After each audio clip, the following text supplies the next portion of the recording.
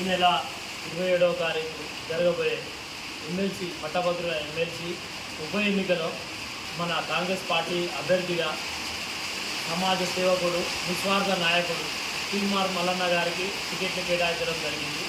గత 10 సంవత్సరాలుగా నిరంకుశమైన టీఆర్ఎస్ పాలన మీద అలుపెరుగని పోరాటం చేసిన యోధుడు, ఎన్నో పోరాటాలు చేసి ఎన్నోసార్లు వారిని ప్రశ్నించి వారు చేస్తున్న తప్పులను ఎంచి జైలు పాలైన ఒక గొప్ప నాయకుడు.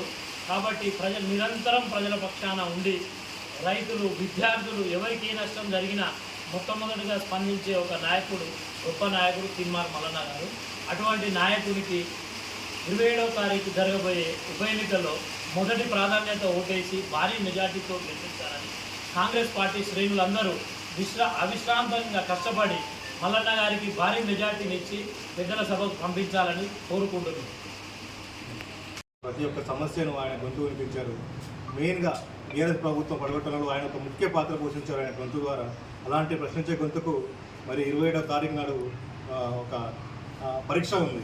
తప్పకుండా అలాంటి ఒక వ్యక్తిని, ఒక ప్రశ్నించే గొంతుని 27వ తారీఖు నాడు మరి రెండో నెంబర్ మీద ఫస్ట్ ప్రాధాన్యం ఇచ్చి భారీ మెజార్టీ దిశగా ఆయన గెలిపించాలని చెప్పేసి ప్రతి ఒక్కరిని యువకులను ప్రతి ఒక్కరిని కోరుకుంటూ తెలుసుకుంటాను.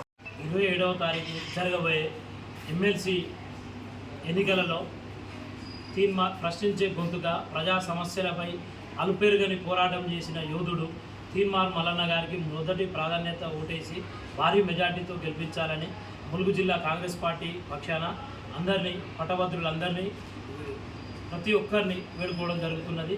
ప్రతి ఒక్క యువకుడు, ప్రతి ఒక్క ఈ మన విద్యార్థి, ఓటరు ఈ యొక్క మన ఓటు హక్కును వినియోగించుకొని 100% ఓటు హక్కును వినియోగించుకోవాలని ప్రశ్నించే గొంతుగా ప్రతి విద్యార్థుల గురించి, రైతుల గురించి, ప్రతి ఒక్క సమస్య గురించి, రాష్ట్రంలో జరుగుతున్న ప్రతి ఒక్క అన్యాయాన్ని వేలెత్తి చూపే నాయకుడు తీన్మార్ మల్లన్న గారు.